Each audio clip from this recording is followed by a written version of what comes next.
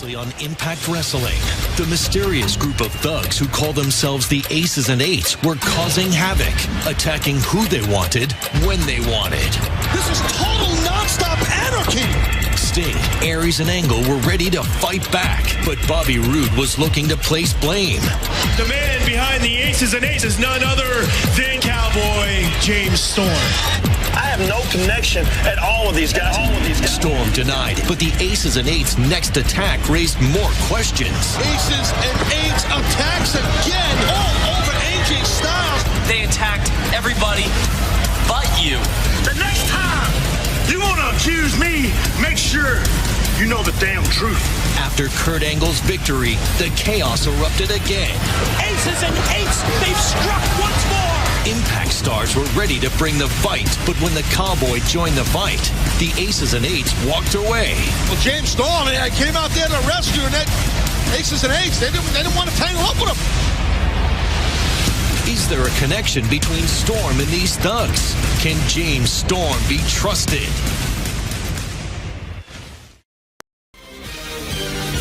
This is the Pro Wrestling Reflection Podcast with your host, the Professor Chalbello Veracruz. What a run! Mr. Wonderful Tommy Wonder. And I will take the powers of those that have no fear! And the prodigal one, JB. The cream, yeah. The cream of the crop. Now it's time to go back in time in the time machine. The dream! Dusty Rhodes! Too sweet! The living legend, Bruno Sammartino. Austin 316 says I just whipped your ass. To be the man, you gotta beat the man. Woo! Look at this! He's I don't believe it!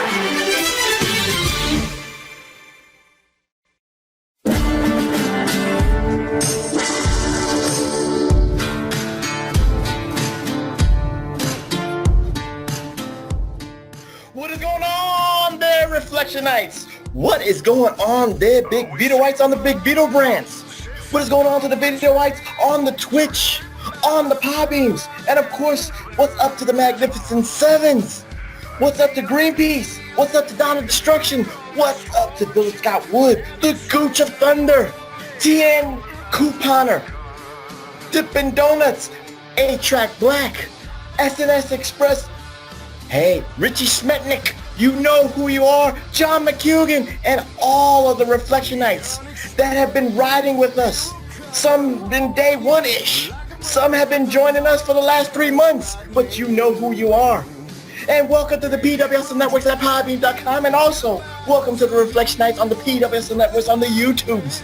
I am that man that hosts that nostalgic show, the PWR Podcast, aka the Pro Wrestling Reflection Podcast. I am that scholarly host. I am that magnanimous host.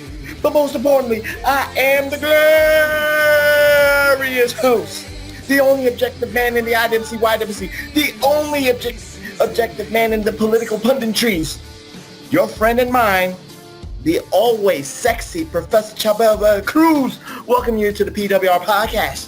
But I'm not here alone. I never do this alone. Because if I do this alone, this will be the professor's perspective or retrospective. But I need a cohort in crime. I need a partner in crime. And I need somebody to tell me things that even the professor doesn't know. And that is the man right here.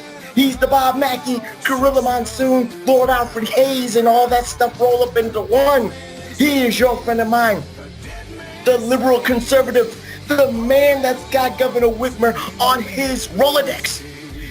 He calls her up, he gets some booty, and of course I think he gets some good water out of it too, because he doesn't get that Flint, Michigan water. He gets the good sparkling spring water from, I think, up in Canada. He's your friend of mine, Mr. Wonderful, the Iron Stomach, the man of the Dum Dum Duos, your friend of mine, Tommy Wonder. How are you doing? You are looking like a cross between James Storm and you got the phenomenal AJ Styles t-shirt. What is going on, my friend? How are you doing?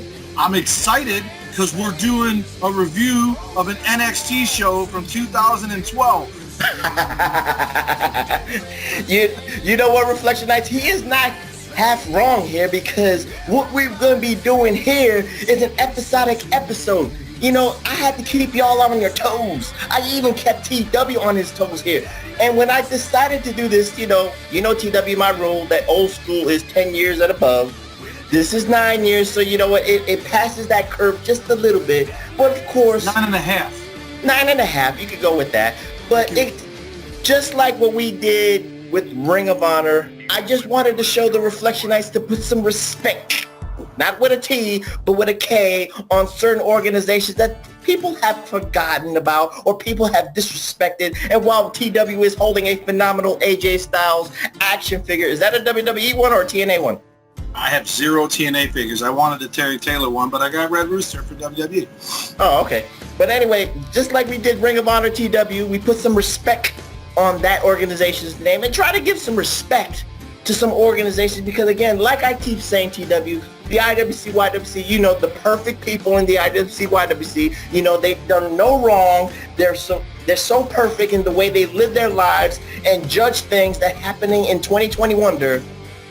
We got to remind people about a little organization that could. It's been going, I can't say going strong, but it's been going on for about 19 years. It is TNA, Total Nonstop Action, aka Impact Wrestling. And the reason I wanted to pick this one, because we're doing one from August 8th, 2012, and the date is not really the significant part. But what happened last week, TW, is Impact Wrestling had a pay-per-view, Slammiversary. They're trying to open their forbidden doors. They're letting everybody in there. It's not a forbidden door when you're letting everybody in. That's a hoe door. Right. They're hoes. They're getting the train run on them.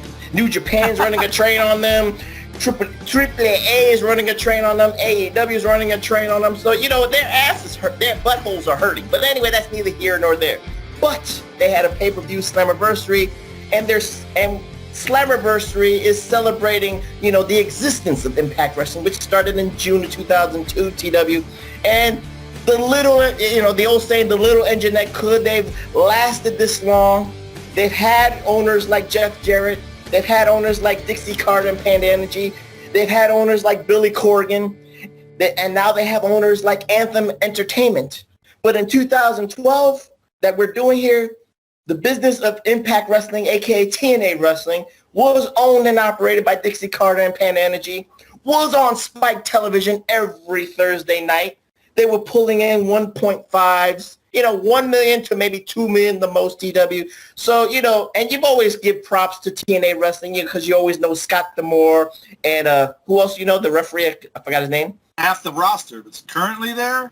Mm-hmm. Swinger, I know Johnny Bravo. Johnny Bravo's my friend. Johnny Bravo's your friend. My buddy Jeff Kavanaugh's the ring announcer in Canada, but he can't get down there. They got someone else, and Scott, obviously. But over the years, a lot of the guys that came through Border City, like Team Canada, I know every single one of those guys. Every member. Petey Williams was in the CIA, damn it. Canadian Imperial Alliance with me and the smooth mover Chris Pilon and Jeff Kavanaugh. So I've always had a soft spot for him, but I guess I've always shown him respect, but there were times when I was not a fan of it. I just like AEW, I don't like when companies take shots at WWE. It's like, just stop. Just go out there and be different. Show you're better. You don't have to be grade 3 about it and talking smack. And Jarrett did that a lot in the beginning. But one thing I have finally come around on, and the only thing I give AEW a problem for doing is they said they wouldn't do it. But when a guy leaves the WWE, if the guy's worth a damn, why would you not sign him? I mean, it makes no sense to say, I'm not going to sign WWE cast-offs, and then not only would you be passing up someone you should have signed, but you went the opposite way and signed every damn guy that ever gets fired from there. So if AEW didn't say that, I wouldn't have the issue with it.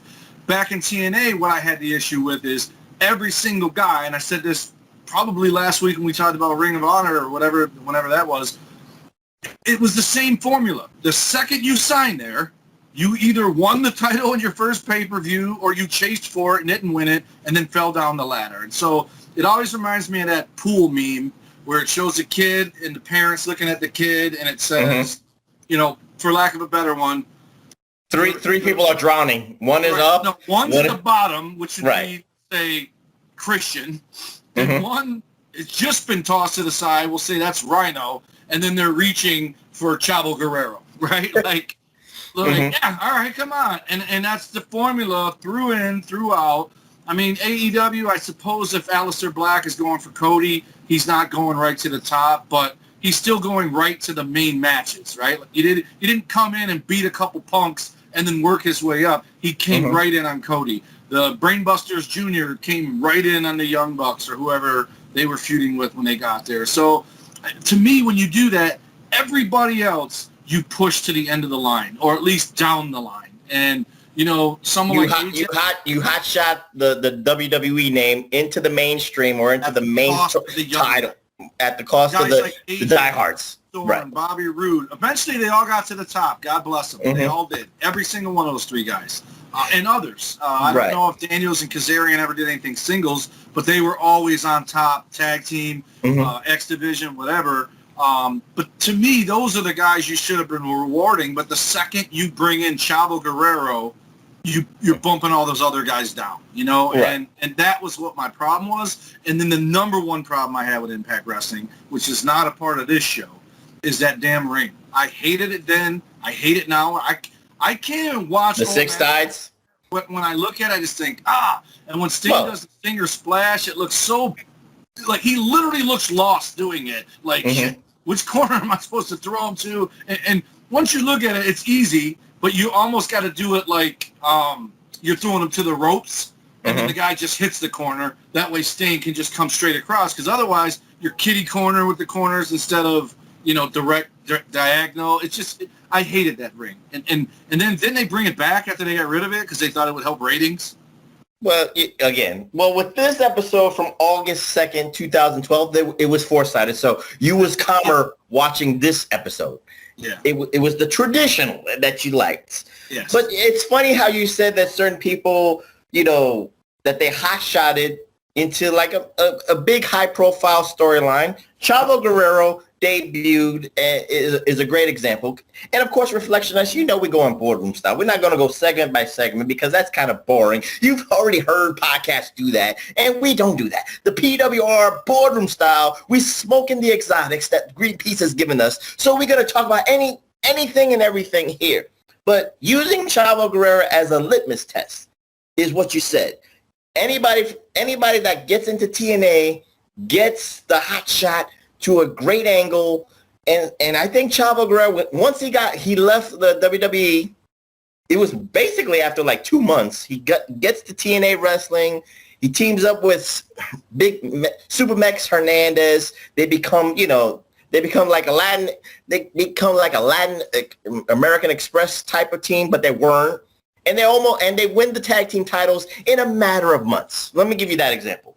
2, you talked about the diehards that were there. And certain diehards that were here still in 2012, AJ Styles, Bobby Roode, James Storm, just to name those few. Of course, Samoa Joe is still there in 2012 TW. And, you know, you said it yourself, in those years of the TNA, during the Spike years, Hulk Hogan comes, and he's not wrestling, but he has input. And one of his input decisions actually happens in this episode, because who was the heavyweight champion here? Austin Aries. And I had no problem with Austin Aries being the TNA heavyweight champion. I actually thought it was a great, I wouldn't say great business decision, but knowing the track record of Austin Aries, knowing the track record that he's hard, you know, quote unquote, he's hard to deal with behind the scenes. Prove that. He proved that years later, but during this, it was kind of like he was on probation to me, and he was on good behavior, so good that he became the TNA heavyweight champion, and it was kind of redemption. So, you know, this is an organization like this is needed not only for variety purposes, TW, but, you know, opportunities and to grow and to showcase your talent. So I have no problem with that. But let's go back to the diehards that we were talking about. AJ is there, Daniels is there, Kazarian is there, Storm is there, and Bobby Roode is there. So they're always in the mid card, / upper mid card. They main event pay-per-views here and there. Of course, Bobby Roode's a former champion. AJ is a former champion. And it's funny here, TW, it's 2012. AJ's got one more year left, and then he goes to Japan.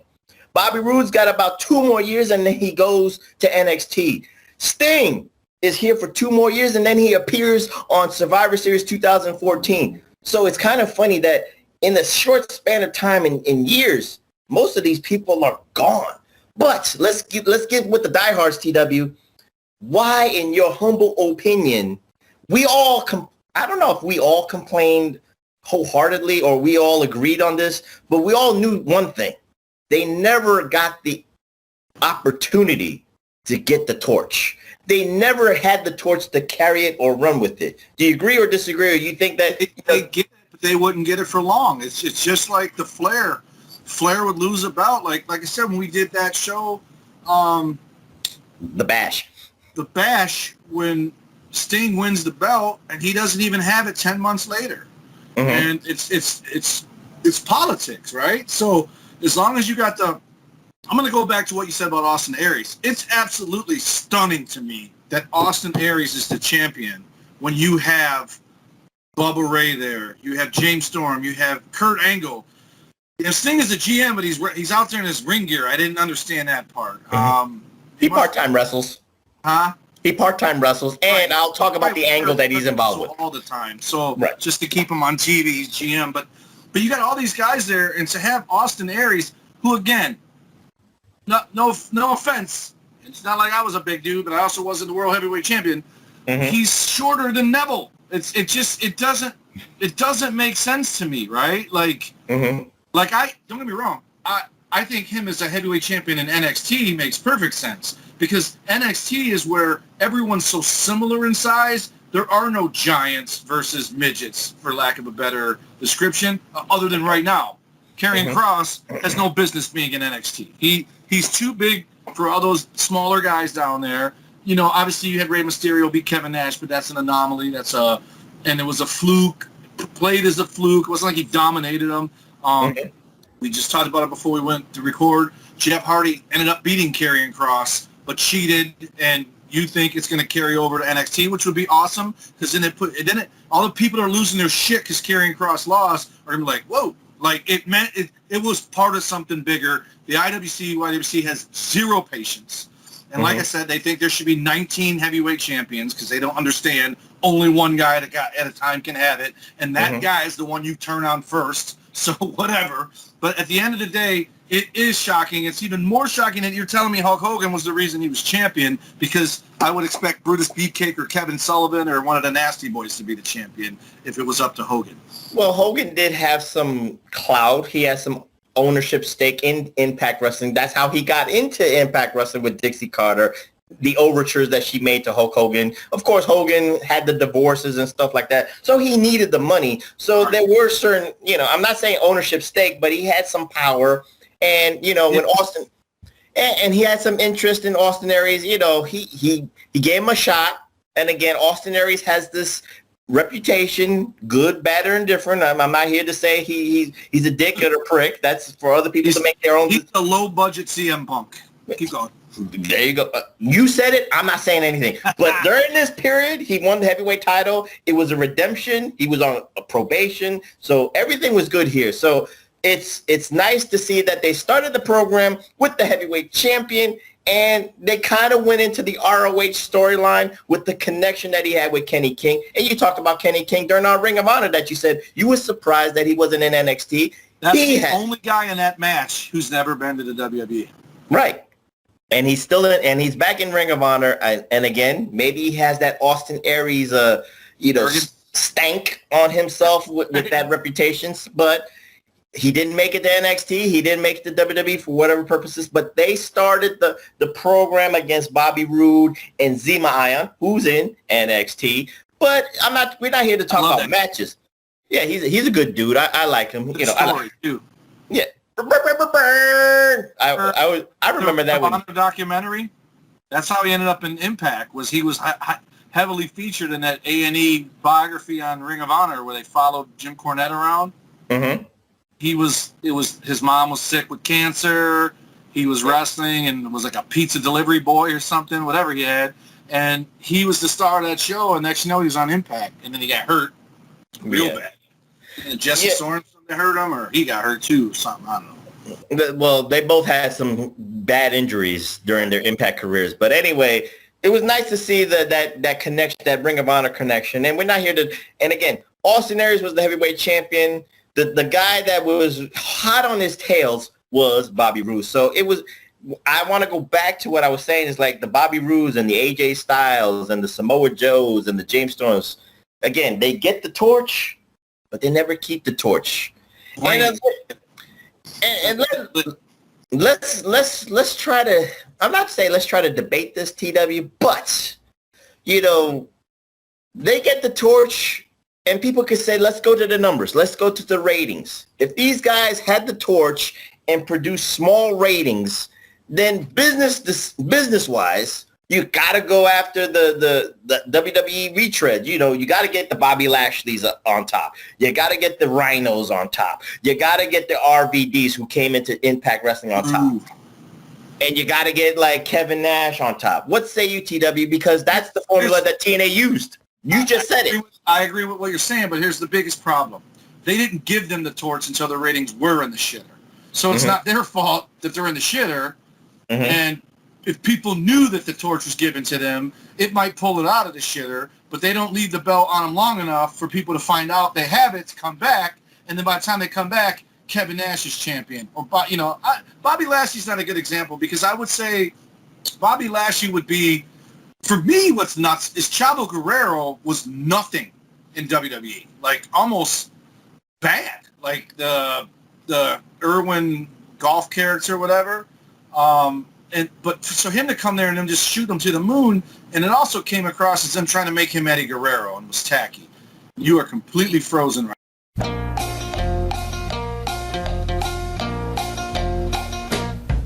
Please stand by. We are having technical difficulties.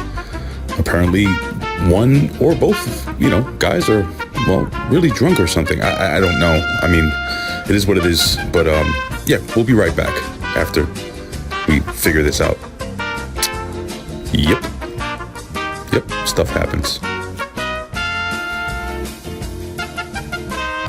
All right, TW, we had a little bit of a glitch in the matrix, if you will, but we were talking about how, you know, the diehards, the day oneers of TNA, the Bobby Roodes and the AJ Styles, they didn't get that torch. And you were saying something very good, but then, you know, the Biden administration had, you know, they came in and like infiltrated the Wi-Fi connection. But now we're back. We're on a pirated Donald Trump network. So he is not going to let us get out of this Wi-Fi. So go ahead, TW. What say you? We had to sneak out into the woods where they can't find us because of the tree cover. So what I was saying is they give them the torch, but the problem is they give them the torch too late, and the ratings are already in the crapper. So when they give them the belt, the people who walked away because they didn't like the product would have stuck around had they knew AJ or Bobby Roode or James Storm was going to be champion. But when they walked away, it was because Bubba Dudley was the champion or Kevin Nash or whatever. So then they give them the belt. The ratings don't change. They blame it on them, and then they go back to a Kevin Nash or whatever. Like, I'm not going to put Kurt Angle in that group because Kurt Angle, Christian, Rhino, and even Bubba. The problem with Bubba is he was a tag team wrestler. Now all of a sudden he's just dominant singles wrestler in the same gear. At least change your outfit, Bubba. But anyways, I digress. The point is, I'm not going to talk about guys like that because those guys were still in their prime. We're talking, hey, let's be blunt. Sting, Hogan, Kevin Nash, DDP, and all these other guys, even Booker T to a point, even though he had something to give, he still was long in the tooth, right? Because Christian, Rhino, Angle were WWE guys who came in towards the ass end of a Shawn Michaels and Bret Hart, or even later than that, the ass end of The Rock and Austin, even though they were there when Austin was there. Whereas Booker T was in 1992 WCW. Sting was in 92. Hogan was in 92. Kevin Nash was there earlier than that and then came back in 96. So you keep putting on these fossils, for lack of a better term, and it's driving people away. And they think, You know, it's just like when I did an indie show, right? They bring in a name, they pay him $1,000, they pay the rest of us a hot dog and a handshake. That guy did not put $1,000 more people on the seats. The people that come to local wrestling shows were coming no matter what, and they've proven it time and time again when they came to shows that didn't have a name on it. So when these guys put these guys on there, it doesn't move the needle. Hogan, yes. Sting, yes. Maybe, right? We don't know for sure because... Well, Hogan was needed. Remember, he came in 2010. Hogan was needed to bring that... No, that's what I mean. Well, Dixie, wait, let me just say this. Not watching wrestling is what I'm... No. Right, but let me just say this. Dixie made that overture to Hogan for a specific reason, to get brand awareness. Right. So whether, Hogan... But the only problem with Hogan was he needed a new hip, and he needed to be 10 years younger, because that's the value that Hogan brings to a wrestling company. He brought value to WCW because he can still go. Right. But he couldn't bring value to TNA because he couldn't. So, but she still thought that the name alone and the people that probably he would be associated with would be just enough to get people to maybe switch over and say, hey, what the hell's going on here? But the problem that she did was she relied too heavily on the people of the past and the WWE retreads and didn't focus too much on the future, which she had in the palm of her hand. But again, like I say, if they don't bring the numbers and you get kind of like skittish on the ratings and the metrics, if AJ is not doing it, I understand her reasonings. I don't agree with it, but I understand. But and the funny thing about AJ, he had to prove to Dixie. He literally had to prove to Dixie, not prove to himself, because he knew his worth.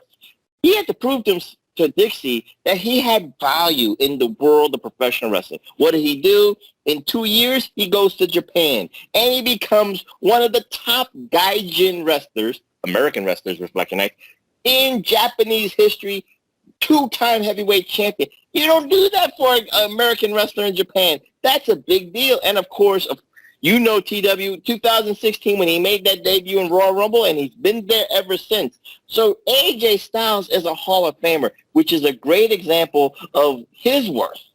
But let's just go back into this episode here, because what they're doing, TW, is called the Bound for Glory series. It's not a single elimination tournament, TW. It's a point system tournament, which lasted from, I believe, June of 2012 all the way to Bound for Glory. So this was months. They were racking up points. By the time it got to October, which was Bound for Glory time, TW, it was like 145 points and stuff like that. And by that time, I think Bobby Roode won the championship in 2012. No, I'm sorry. It was Jeff Hardy who won the Bound for Glory series, and then he beat Austin Aries to become the champion in 2012. I remember that vividly now. What? Was he not even there yet when it started? Because I don't remember him in the top 10 ratings. No, he was there. It wasn't a ratings. It was a point system. No, I'm right. The top 10 points.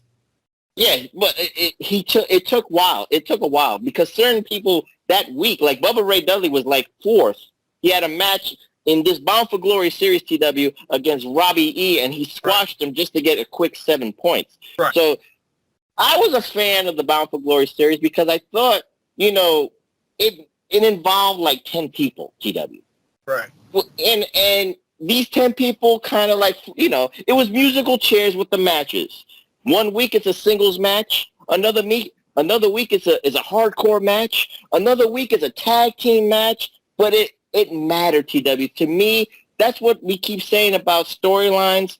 This was a consistent storyline. It was a marathon storyline that went all the way to October. So, TW, give me the pros and cons in your humble opinion about the Bound for Glory series as I explained it to you. It's a marathon until October. So this is the summer. This is the dog days of summer with this storyline going on, TW. The pros are this is very similar to the WCW one where the one we talked about not that long ago that concluded at World War III or whatever hell, where Flair and Sting and all those guys were getting points and all that. The cons are when you do it as long as you do it, you run the risk of the AWA version where the middle of it airing on TV, Sergeant Slaughter's not even there anymore, and he's captain of one of the teams. So you run that risk. So when you book you're confusing two different organizations. That's the AWA series. No, I know. That's what I said. The Pro is doing like WCW did it short, like a couple months, and it concludes at a pay-per-view, and that's what they're doing with Bound for Glory. But the longer one, like AWA did, is by the time it airs on TV, some of these guys aren't there. So what you have to do is, if you're going to focus it on 10 guys, you better make sure all 10 guys are signed for the end of this thing. Because if you have, but like that's why I asked you about Jeff Hardy. I don't remember his name being on my screen when they showed the top 10. Robbie E was last with 5 points.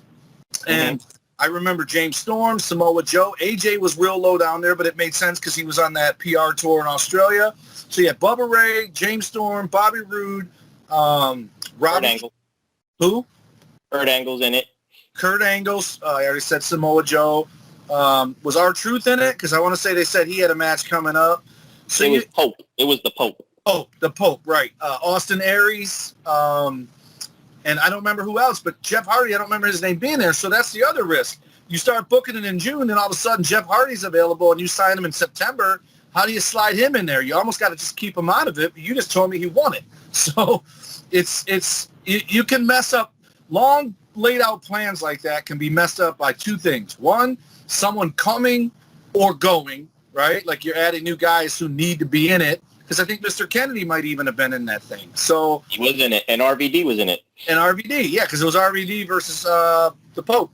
So right there, we're almost at 10, and we didn't say Jeff Hardy. But the other problem is injury. Someone gets hurt as you're running a 6-month gimmick, and you had that guy deemed to be the victor. You better have some X and Y scenarios for that to cover it. Well, like I said, I was a fan of it, and thank goodness no injuries happened, so it wasn't as crazy. So the stars aligned, TW, for the BFG series, and again, Jeff Hardy would win this at Bound for Glory in 2012, defeating Austin Aries. So, is that the infamous Austin Aries walking out? No, that's 2018, 2019. Oh, time. wow, that late? Remember, that late. This is good probation here. This is his probationary series. Jeff Hardy too? What are you talking about? When he lost on TV and he pouted and just walked out. Wasn't that Jeff Hardy? Oh, no, that was Jeff Hardy in 2011 when he was drunk. He didn't pout. He was drunk. That's the thing. I'm talking about Austin Aries. That was 2019. Pipe bomb thing like CM Punk's, but then he was never on there again after it. So it probably was legit. Yeah, Trust the Professor was 2019. Who was it? No, that was against John Morrison. Oh, John Morrison. Johnny Drip Drip. Yep. Yeah. See, Reflectionize this man. He drinks a lot of the good liquor from Michigan. And he confuses years here. And I keep telling TW what year it is, and then he remembers something else. The 2002s. Yeah, well, you know what? This is not even 10 years ago. You should remember this very vividly. But anyway, that's neither here nor there, TW. So let's go we don't have to go into the Bound for Glory series because we'll talk about that at the end. But what's prevalent on another storyline, you could say, was something that carried out, and this dragged out, I would believe, from 2012. It was in the summer of 2012, and it went on until about October of 2013, maybe even October or December of 2013.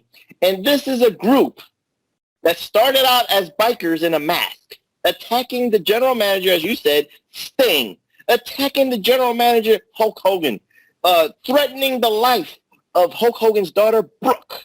It was a group, a biker club called Aces and Eights, TW. Now, this happened before Bullet Club, because Bullet Club did not start until a little bit of 2013, and that was Finn Balor, and that was Carl Anderson, that's Tama Tonga. Now, the guy in Aces and Eights, which is Luke Gallows, didn't join Bullet Club until 2013. So that's politics, and that's contract that's contract situation. So I'm just trying to give you the precedence here. But some people say, well, I think Bully Ray said it on Busted Open Radio, if it wasn't for Aces and Eights, we wouldn't have the stellar history of the Bullet Club. But before Aces and Eights, there was a little group called the NWO and DX Before the NWO and DX, there was a group called the Four Horsemen. Before them, there was the Freebirds. Before that, and then there was Devastation Incorporated, TW. What say you about Dangerous Aces and Eights? The Heenan family, the Hart family, the Fuji and Jimmy Valiant stable. I mean, there's always stables, and I would never, ever insult the Bullet Club by saying they wouldn't exist if Aces and Eights didn't. Because Aces and Eights inevitably became another piss-poor NWO knockoff because everybody was in the damn thing. Everybody was in it, but no one knew who they were, or two, no one cared about the members that were in it. This episode that we watched, I do remember a lot of it at the end there because Garrett Bischoff ends up in Aces and Eights, and that dude Briscoe, he's hair up in the ponytail, but he's the dude that looks like Brian Pillman or Brian Pillman Jr. with the mask on with the big hair coming out. I remember the reveal of those two being in it. And I don't remember. I remember we watched something, and I ended up watching something right after it where Hulk Hogan got attacked, and it was Devon. And didn't Devon end up being the leader? He was the sergeant-at-arms of the watch this episode. All three of them are shaking hands with Kurt Angle. So you have Bischoff, Briscoe, who no one knows or cares about, Devon, you have Luke Gallows, wasn't Mr. Kennedy in there at some point? Bubba Ray. He was the leader. He was the leader. And then so Devon was his sergeant-in-arms. And then other guys came and went, and D'Lo was in it, I think.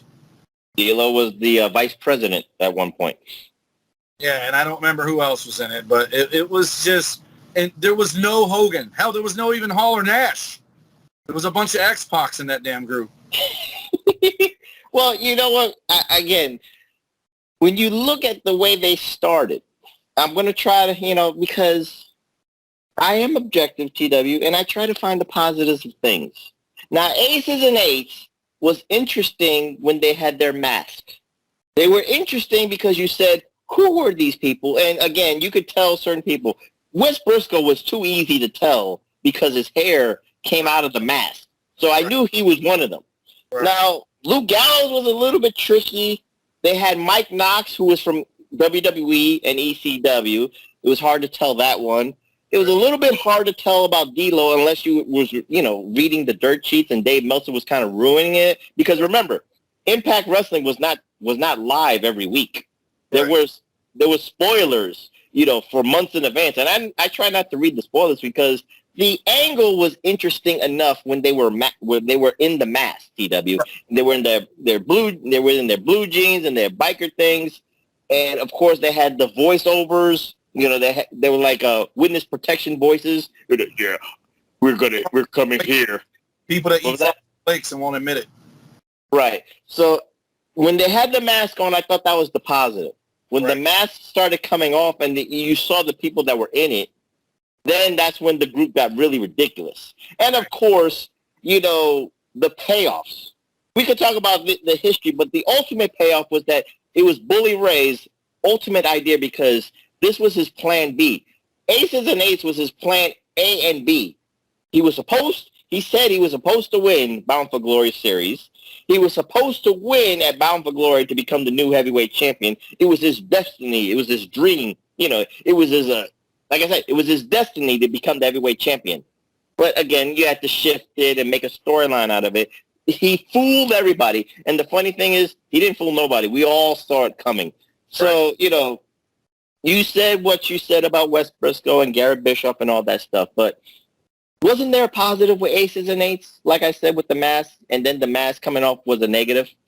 I would say the mask helped, but the gear didn't. I hated that they were in jeans and vests and all that, but what else can they do? They'd have to come dressed as conquistadors because they had to, like, the thing where Devon got unmasked, he's covered up so much, you can't tell if he's black or white, right? So if you see an ounce of skin that tells you he's black, it's one of two people, him or Booker T, right? That's it, or the Pope. But, so they did a good job of covering everybody up and hiding them. Aces and Eights. It's funny because you told me we were doing this after I did my trip or right before, and I was playing Texas Hold'em when I was on my little 4-day vacation. And every time I waited to get aces and eights when I got my hand out, I got king and 2, which is just almost as bad as because aces and eights is or king and 7. Aces and eights is the worst hand you can get dealt in Hold'em. So that was the whole pun, was the cards and everything like that. But it had potential, but it almost felt like they booked it on the fly. The Dudleys, to me, should have been more like the acolytes to the Undertaker. Neither one of them should have been the leader. Because once you make Devon the Sergeant at Arms, it makes sense because he's with Bubba, but they're not a tag team anymore. So it looks like Devon's Bubba's bitch. And that's what I don't like about it, right? Like, it would have been better to me if Devon was the leader and he did it because he was sick of being in Bubba's shadow and cost Bubba the Bound for Glory instead of it being Bubba's plan B. Well, that was Bubba's plan B. He had the illusion, TW, that Devon was the leader. He cost Bubba Ray a couple of matches here and there. And, of course, Bubba, like he said, he fooled everybody, but we weren't fooled. We all saw it coming. We all saw the match, and that was Lockdown 2013 where he beat Jeff Hardy to become the TNA heavyweight champion. I don't want to go too far ahead here. But during the maturation of the Aces and Eights, of course, you got to do that one storyline or that one promo where everybody in the TNA locker room they have their suspects. And the biggest suspect in this particular episode from August 2nd, 2012 is the Cowboy. Where's the hat? It's Cowboy James Storm, TW, a former TNA heavyweight champion. And, I always had this kind of argument with people who watch TNA wrestling. And I always said that I'm not trying to diss James Storm here, but if it sounds like it, I apologize to James Storm. I know he's a Reflectionite at heart, but he was big in that bubble in the Impact Zone in Orlando, Florida, in Universal Studios in Florida. Or Tennessee. Or Tennessee, yes, you're right. But when TNA and Impact travels, TW, across the country, when they did at a certain point in time, I think he was a great argument for what I kept saying with the metrics. He might have played well in Universal Studios in Florida. He might have played well in Tennessee, but he's just not that dude to be that pillar and that Mount Rushmore to carry a company. I just felt that way. That was just the way I felt. It was a nice, angle here that people thought that he would betray his company from day one and be the leader of Aces and Eights. What say you about the promo of James Storm and all that stuff? They lugered him by making everybody think he was going to be the bad guy when he already has been a bad guy, and I think it hurt him, but in the big picture they were trying to help him by showing he was loyal to Impact and he wasn't the guy, but they did it so well that, like I said, when Tatanka pushed Luger off the top rope, they thought it was DiBiase turning good on Luger because he was already in there, not the other way around, and it backfired. But my thing is, again, we bounce back and forth to today and yesteryear, but another guy from Impact who's on NXT now is Eli Drake, who's L.A. Knight, who, by the way, I said last week, he's growing on me. He comes off as a Stone Cold Rock ripoff, right? But why that's okay? Because it's 2021, and they were done in 2006. So 15 years ago, it makes sense that Eli Drake would have been influenced for the 10 years prior to that by The Rock and Stone Cold. James Storm came off as a Stone Cold knockoff while Stone Cold was still around, at least fresh in people's minds. So I think he came off as an absolute Stone Cold knockoff.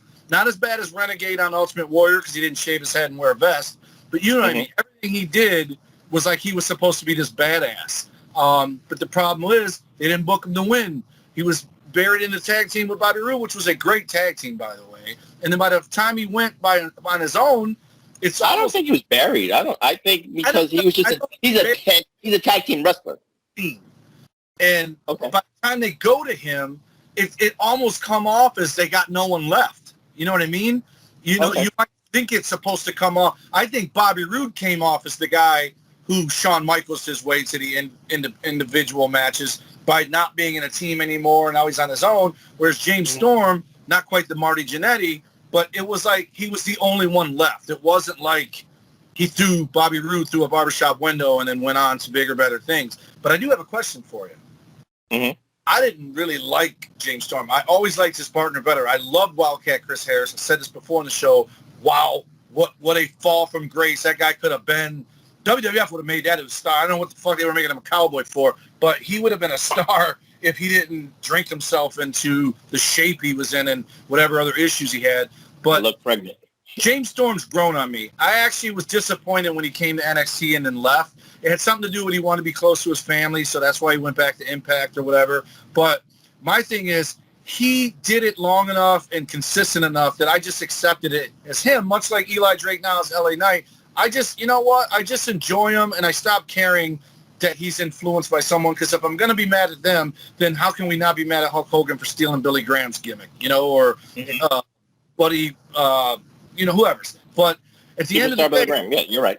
Did James Storm? No, I meant like there was another guy before Billy Graham that was like flamboyant. Oh, Gorgeous George. Yeah. So, but did James Storm sing his own ring music? No. Whatever that song was, I loved it, and I want to Google it. And Long Necks and Redheads, I think it was. But I thought it was him, and I was like, whoa, this dude can sing, because it sounded like him. He talks in the beginning saying, sorry about your damn luck, and then it's singing, and the guy sounds just like his voice. So I'm a little bummed out that it wasn't him singing. No, it is a good TNA song that he had there. I'm not going to deny that. I won't front on that. But James Storm, again, to me, he played well in the bubble of the Impact Zone. Just like, I guess we could go into today's 2021 to TW. If you play well in the bubble of the NXT Florida audience, that doesn't correlate. Right. That's your main roster success. And this is going to be that big debate that we all have, because as hardcore fans, a couple of days ago, TW, we just talked about it with Karrion Kross.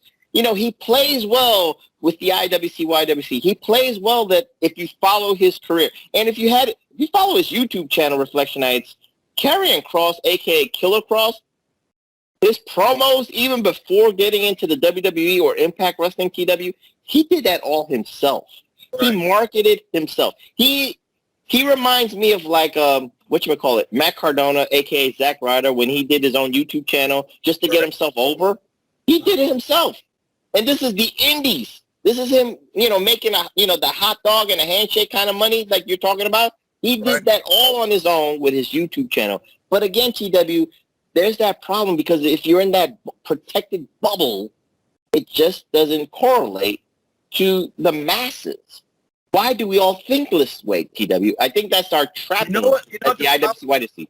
You know what the problem with YouTube success is?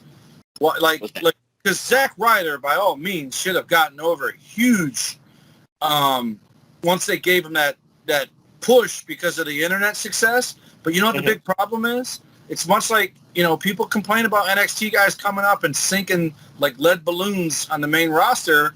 The people that watch NXT aren't necessarily watching Raw, and the people watching Raw are not watching NXT. So they're not familiar. But with YouTube, what's even more, just misunderstood is, what do people do with YouTube? They watch shit over and over again. So you might have 2 million views on a Zack Ryder thing, but it might be 250,000 people watching it 4 times, or 4 people watching it 250 times, right? So we don't know about the metrics of how YouTube gets the numbers. That's the only logical explanation of why a guy can get 1 million views on YouTube but can't get people to buy his merch at the arena, right? Or they already bought it from the internet or whatever the case may be. But it's got to be 1 million views is 200,000 people watching it 5 times. And that's undercutting it, because once you share it on Facebook and I share it on Facebook, people are watching it who don't watch wrestling, right? They're just watching it because you or me shared it. And then they get about halfway through and go, what the fuck is this? And shut it off, but it still counts as a view, right? And that's the problem. If it was a YouTube WWE account and that particular episode got watched more than, say, who's those guys that just got fired? Early Risers or whatever the hell they're called. Now you're confusing me. The tag team from NXT that just got released. They had a TV show on the network. Ever Ready. Ever Ready. So people were stunned that they got released because they just renewed that show because people watched it. Doesn't mean those same people like their wrestling. They might only like... I never even watched their show. I didn't even know they had a show. I thought it was a rib because they always get beat up by a girl every time I saw them. So I thought it was a rib, and then they got released, and I was like, okay, here today, gone today. They, to me, and you'll never hear me say this very often, to me they came off as knockoffs of the Young Bucks. So that's why I think is a good thing. Maybe they go; those guys are young enough. They go retool and what's the guy in AEW now? Trent Beretta. That guy, I liked him and his partner and ECW or whatever they were on. And then when he disappeared, I thought they left the business. So whenever I don't like the name of their tag team. That's kind of, Ferndale-ish, San Francisco-ish, best buddies or whatever they're called, best friends. He just disappeared into the woods. Oh, he's back. He just dug a hole. I am back. Go ahead, TW. What were you going to say? I said you just dug a hole and put your poop in it and you came back. Oh, no, I didn't dug my hole. You know what it is? Reflection Eyes, we are in the trenches right now. I'm going to do something. I'm going to do some magic right now. We're going to do some magic. You're not going to see TW's home. Oh, you disappeared the wrong guy. I did it again. I did it again. You disappeared. Yes, I disappeared, but you know what I'm going to do? I'm going to snap our fingers. 1, 2, 3. Yes, we are in the trenches of, I don't know. It's called we're going to call this. The anti-Biden bunker. The what? The anti-Biden bunker. He can't get to us down here. Yes, Biden is trying to find us right now, and I'm shrinking, I'm sinking, but you know what? I see trees. This is the future. This is very calming right now. I like this. What say you, TW? You like the environment right now? I look like King Kong Bundy next to the Irish little guy, Hornswoggle. That's what I don't like. You know what? No homo here. We're not in like a bathtub trying to enjoy each other's company's Reflection Eyes. We're just enjoying the view. We're enjoying the serenity that is anti-Biden, anti-Trump things. Damn, TW, you're scaring me right now. You're going in and out like that. Woo-hoo-hoo. That is crazy stuff. But anyway, TW. So small and I look like King Kong Bundy because I'm not King Kong Bundy size, damn it. But you know what, TW? Let's go into one more storyline within the TNA bubble here, this TNA show from August 2nd, 2012, because they were trying to promote a pay-per-view here, Hardcore Justice, but that's neither here nor there. Again, this is the Bound for Glory series, but there was some intriguing storyline, and I got to go into the knockout division, TW. Madison Rayne had I don't know if she had the hots for Earl Hebner, or she was using Earl Hebner's horniness to get ahead in the knockout division. Ding, ding, ding. Ding, ding. But you know what, TW? Men are just horny devils, man. That Earl Hebner is the age of her father. It looks like he's trying to go after her daughter right now, TW. It's... As long as it's not his daughter. Of course, as long as it's not his daughter. But what say you, TW?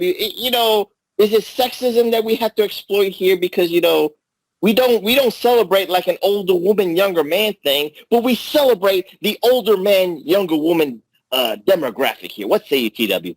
I disagree because there is a term called May-December romance. There's a movie called The Graduate with a song by Paul Simon called Mrs. Robinson.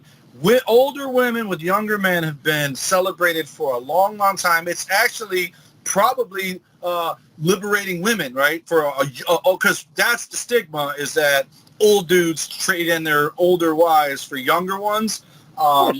Back when women didn't work and they stayed home, it was unfair. That's why we have child support. So this is technically the more realistic version of what really happens. It's a young, attractive chick taking advantage of an old guy. Because what old guy would say no? You know what I mean?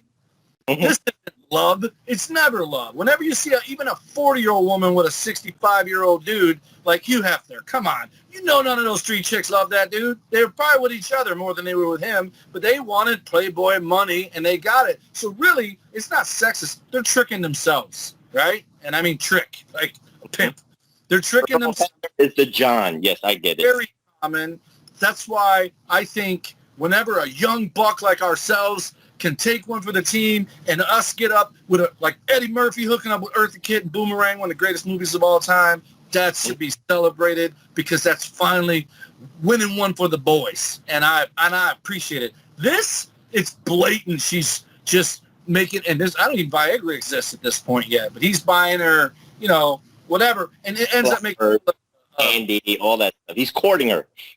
Right, he's courting her, but it makes him look like a sick old man when the reality is she's the one working him. She's the heel here, right? So, but inevitably with our society, he's going to look like the bad guy at the end of this because, like I said, if you're even me, I'm 48 years old, so, some 22-year-old chick's like, hey, and I'm like, hey, as long as she didn't look 12 to me, it's because, you know, 30 is a good age, right? Shania Twain at 30 was probably the hottest chick I've ever seen in my life. Kimberly Page.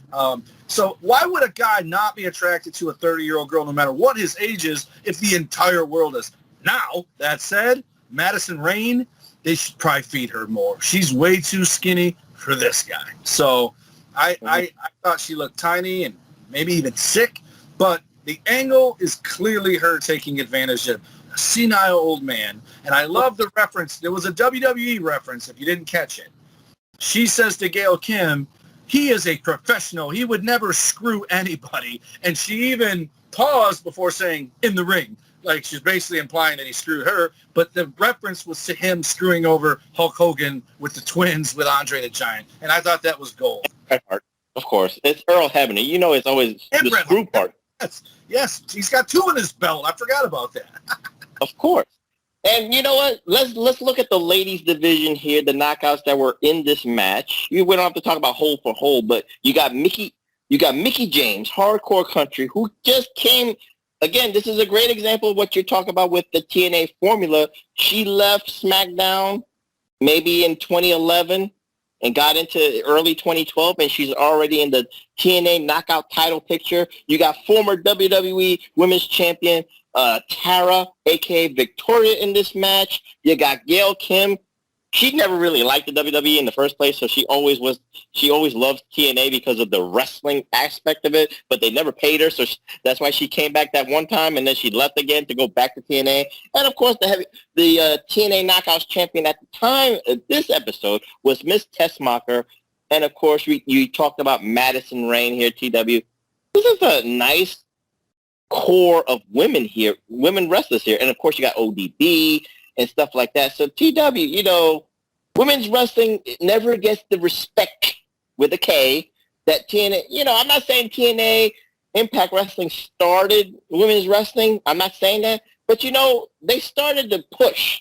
That evolution, the revolution did start with TNA, and you can't deny it. I can't deny it. I can't front with it. You know, we know that Becky, Sasha, the four horsewomen of NXT, they took it to another level, but that level had to start somewhere, and the TNA Knockout started the bar. When was Trish and Lita? That's 90s, right? Late 90s, early 2000s. How's that not the beginning of it? Because they never got the respect because it was always bra and panty matches. I'm gonna remember them more. I'm going to shoot here for you. You ready? Shoot away.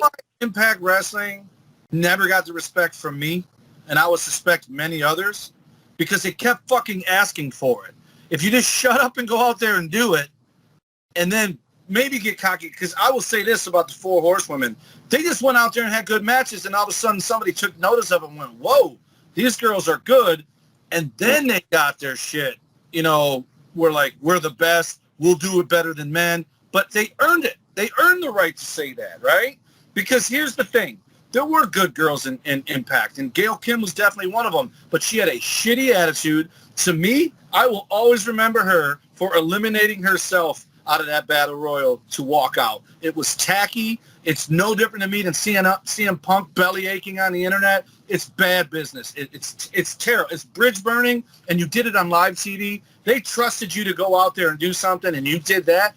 That would make me as Dixie Carter or Scott D'Amore in Border City, which Scott loves her because she came from Border City. That would make me not trust her, because if she's going to do that to the biggest company in the world, she's going to do that to anybody she thinks she's not getting respect from, right? So That's where I didn't respect them. But looking back, they weren't all good, right? ODB, Crass, but she entertained, right? Velvet Sky and what the other one? Who? Angelina Love.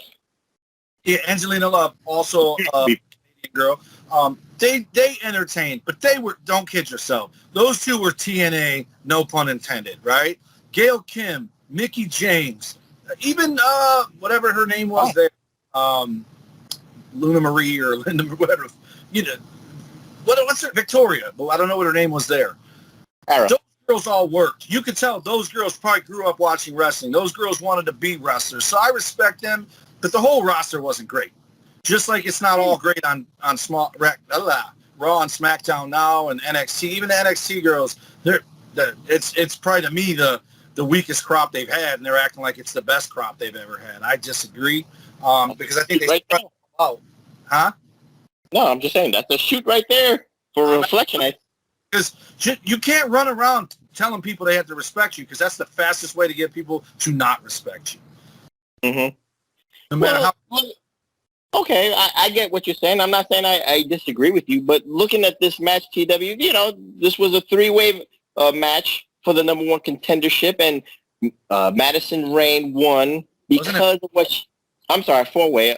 Madison Rayne won with the help of Earl Hebner. He screwed Victoria, a.k.a. Tara, so it was a funny way to end that match. So this way, Madison Rayne becomes the number one contender, TW. So, you know, you said something about, you know, it's lore of the older man, younger woman here, but the way Madison Rayne was dressing behind, you know, when they had those promo shots, she looked like the schoolgirl. So she didn't look like she was late 20s, early 30s. She looked like she was 16, 17, like Britney Spears and Hit Me Baby One More Time. Built like a 12-year-old boy. That too, and you know, maybe if that's what Earl Hebner liked, then that's kind of illegal in a couple of states. But anyway, that's neither here nor there. So let's close it out, TW, with the main event. It was a Bound for Glory series match. James Storm against Kurt Angle. And, you know, Kurt Angle's run in TNA Impact Wrestling, you know, some people feel cheated that he left WWE in 2006, you know, and he had his, well, you're raising your hand. Some people felt he, you know, cheated because he had the good matches with Samoa Joe. He had the great matches with AJ Styles and Bobby Roode and so on and so forth. And not a lot of people got to see it, celebrate it, and endear themselves with Kurt Angle's legacy. He is a Hall of Famer for TNA Impact Wrestling, and he deserves it. He's a Hall of Famer for WWE TW. What say you about that? You know, you just raised your hand. You felt cheated. Why do you feel cheated that he did what he did business-wise? He did a lot in the WWE, so it's not like he left, but like he could have done a lot more in that 6 years that he was in Impact. But we're probably still talking about Impact being around because Kurt Angle went there. He was finally the Hogan or the Sting that they got from there. You know, I go with Sting. Not Hogan. But my problem with it all along, and I think he got there when it was that stupid-ass six-sided ring, but my problem is the WWE only fired him because he wouldn't go to rehab. They fired him thinking he would have no choice but to go to rehab. They would have paid for him, and instead a week later he shows up on Impact. And I just thought, you know, and it was this is another thing I had issues with TNA for. They did the same thing with Jeff Hardy. And it was almost like, hey, you want to come down here and fail a drug test? We don't care as long as you get people to watch. And I just thought, look how Kurt Angle is now. Kurt Angle is a broken human being, right? I'm glad he came back, had his swan song like the Ultimate Warrior got, and I'm glad he didn't die at the third day. But I'm glad all that. But Jeff Hardy was so high and drunk that Sting shot on him to take the belt back. And that's what you deserve for taking a guy who got let go from the number one company in the world while he was over because he would not go get help. And then you just enabled him. And that's what they did that with Angle. Angle was messing with drugs, but it was more of a painkiller thing because he had issues with his neck and wasn't getting them taken care of because he didn't want to miss out matches. I figure out. He didn't rest. He took painkillers for all his wrestling career, you could say. Right. Mm-hmm. Or he drank. I met him. That dude drank 2 beers at a time, and he drank them in 2 sips each, to a total of 4 sips. And anyone that brought him a beer that night, he drank. Didn't care what kind it was or anything. That's a good sign to someone that's in pain, right? Mm-hmm. And it was right when he was at the end of Impact, because I think it might have been 2015. It was right when he was like wrestling. I think at the end, didn't he wrestle he's like, I got 6 more matches, and then at the end of it, he was Lashley. He wrestled Drew McIntyre and stuff like that at his Swan Song. Went part-time, and he said he's got this amount of matches left, and then he's done. Whatever the case, when he came to the Border City show, he only came to talk in the ring, and he pushed Scott or something, but he didn't take bumps, he didn't wrestle, because he was so broken by then that he had no choice, right? He couldn't do it anymore. He was going to be in a wheelchair or a grave, one of the two. And I blame Dixie Carter for signing him when he should have went for help first. And you know what? It's sad, and I think I've heard it from both guys. Him and Vince McMahon had a father-son relationship. So that was stressful for both of them, that he did something because he thought he needed to do it to help him, and then he goes and knifes him in the back and goes to the competition, who we both know was never really the competition. But you get it. He made them better, that's for sure, when he went there. I'm not going to defend Kurt Angle's decision, because that he's a grown man, right? But he did take the painkillers, like you said. But the softer schedule for TNA did help extend his wrestling career. Did it? No, but they didn't wrestle 350 days out of the year. Yeah, but don't make no mistake, that's not why he went there. That's why Rhino's there right now. He turned down a WWF contract so he could go there but still own his marina and get into the second half of his life career and still wrestle and make money when he needs to. That's different. So, as long as there's a way to make money, that's all that matters, in my humble opinion, TW. And this match that he had with James Storm, it really wasn't about the BFG series. Storm wins the main event, but of course, the storyline of everything, the cloud over the match was aces and eights. And of course, everybody accused James Storm of being the leader. And of course, outside the ring, you had Sting, you had Bobby Roode, you had Austin Aries, acting as bodyguards. And of course, aces and eights did not make an appearance, and they ended with a schmoz with everybody that was outside fighting inside the ring, TW. So what say you about this whole episode and the building blocks of not only the Bound for Glory series, but aces and eights, and let's close it up in a tiny bow.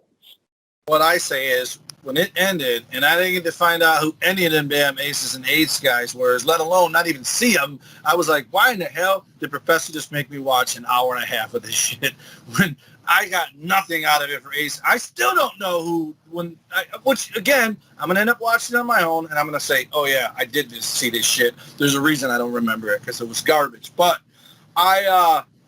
what I got out of this was, I started out the show by joking around saying it's NXT. It's amazing to me to see how many guys went from NXT or from TNA to NXT. That belt looks similar to the X Division belt, especially the first NXT title belt. And it almost makes sense. And to me, I think that's why obviously I have a personal interest in cheering for my friends that are there. But I think that's why I like Impact more now. I think they know their role. I've said it a million times on this show that they're happy to be. They don't need to take shots at anybody. They're just happy to exist.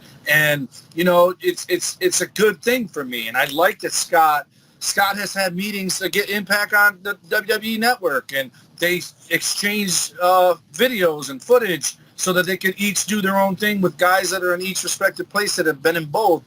So I like that about it. And what it made me do, and if Travis still listens, it made me realize something. There was a time when I did not like Impact, and I didn't watch it. Even though my buddies were on there, I'm pretty sure it was the time when they tried to go Monday night head-to-head, when they tried that shit with Bischoff and whatever. That was 2010.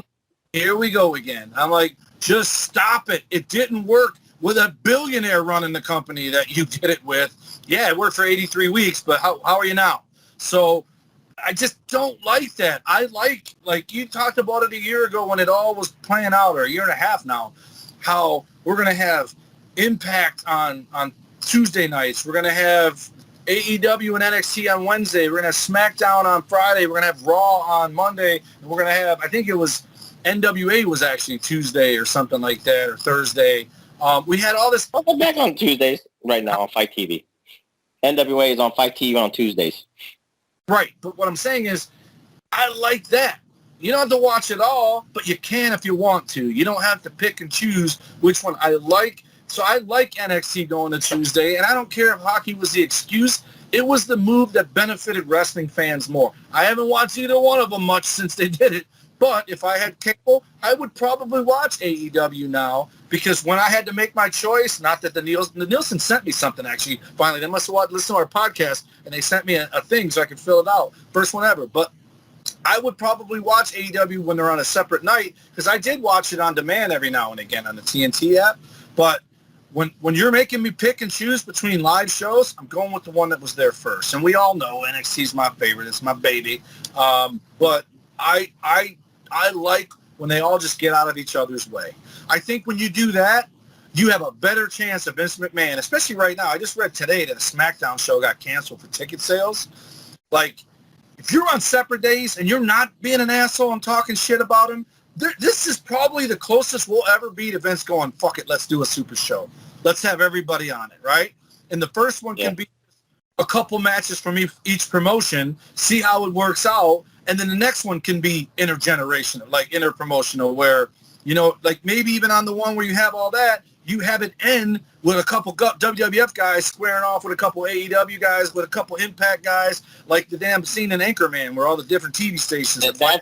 That's where we're headed to, because to me, TW, the Forbidden Door, or just this working collaboration, is, to me, and this is my shoot, I guess I'll say, it's the last gas for wrestling to have, let's just say, water cooler talk, and for mainstream, because if this doesn't work, and I hope it does, but then it just devolves back down to like that niche and just the regular guys. I would say we get made fun of for being a wrestling fan. Like, people throw their thumbs up at you. They thumb their nose up at you. Oh, you watch that? You know, whereas before it was mainstream and everybody was proud to say they were a wrestling fan. But I don't think the Forbidden Door thing you're talking about, first of all, I hate that Tony Khan called it that. I didn't even know what that term was. I don't think it works without the WWE. You ain't getting the water cooler if you don't have the number one in the country or the world in on it, right? People think that's what they need, not to be in on it. Listen to me. The only people watching New Japan, Impact, and AEW mergers are people who are already watching all three. You add Vince in there, and you get that buzz on the street like, holy shit, the WWE's working with other people. People are going to come back and go, whoa, how's this going to work, right? But if you don't have them there, I don't think you get people to come back. Obviously, people watching Impact are going to watch, or who are watching both are going to watch the, whatever did we just call Impact, AEW, Ring of Honor, MLW, all that stuff. Yeah, I get you. They're already going to watch the ones where they work together too. I'm talking about getting people in there who quit watching. That's the last fan is always the hardest one to get back. So, and if that's the reason to get them back, we'll see if it works, TW. And for that, we end the boardroom here. We end the boardroom talking about TNA, Impact Wrestling. And, you know, we just had fun here in the boardroom. Of course, the BFG series, Aces and Eights. We are together, you know, in the trenches. You know, I need the fresh air, TW. The trees. I love the trees here. But TW, give out those socials so we can get out of here. And I'm going to give you a surprise for next edition of the PWR Podcast. Well, I don't know if I can, because I can't read my notes because we're recording this on my phone because my iPad sucks. But I know mine. Can you do the other one? All right. So Tommy Wonder 19 is Instagram. Also a Twitter that I fight with people about politics. At the Tommy Wonder is a Twitter where I just talk wrestling and pop culture. Dum Dum Duel and an Idiot is a YouTube channel where we do dumb things and idiotic things. And then Number Wonder is my Snapchat, and no one still, well, someone followed me. I didn't know the other day. And then Facebook.com/Tommy Wonder for my Facebook, which is Tom Bryant. And PB1JB at PB1JB is JB, who please help us find them. Did you say peanut butter and jelly? That's what you said, peanut butter and jelly at JB or whatever? PB1JB? Maybe I said it wrong. I don't know. Oh! At the P1JB. At Big Ray Hernandez. Can't forget him. And, of course, PW Reflection. Don't forget that, TW. Yep. Yes. And don't forget my Twitter at PWHustle, PROF. That's PWHustle Prof. And don't forget my guys, my brothers in arms, the Masked Man, and, of course, Billy Ray Valentine, the man, Mr. Infinite Fringe himself at Obi-Wan, you know me, and, of course, the king of the reaction, 8-Track Brown at 8-Track Dastardly. TW, I think it's time to do a little spotlight for next week, TW. And I'm going to put a little curveball for everybody. You know, a couple of months ago, in February, we did Black History Month. Remember those great episodes of Spotlight, tag teams? Well, you know what? I got to do a spotlight for my Latino brothers and sisters, my Hispanics out there. So, you know what? For next week, I want to kind of spread this out. So, the first one I think we should do is Mr. Alibaman, Chico Santana. We are going to do a spotlight dedicating to the career of Mr. Chico Santana, as Justin Ventura called him, a.k.a. Tito Santana. What do you think about that? Listen to this. You're not going to believe this. What is it? Tito just recently celebrated a wedding anniversary with his lovely wife. You know how I know? How? He's Calavera Cortez's friend on my third Facebook. Wow. So guess what? We're going to do this, and we're going to be on our P's and Q's. We're not going to call him Chico, and we're not going to do all that. But we're going to, I'm going to personally share the episode to Tito on my Calavera Cortez Facebook. I think Chico is a term of endearment. But with that being said, we gotta say Bobby called him, because that's what happened. And Jesse did too. But anyway, I'm the professor. That's Mr. Wonderful. Oh wait, Dum Dum Duo. Are you doing any videos? Are you eating on the track? We got 3 of them. We got to do, but we went out of town last week, so we got to get it going soon. Okay, with that being said, that's Mr. Wonderful, Tommy Wonder. I'm the professor saying good night, and we'll see you next week with the Tito Santana Spotlight. Good night, Reflection Night. About your damn luck.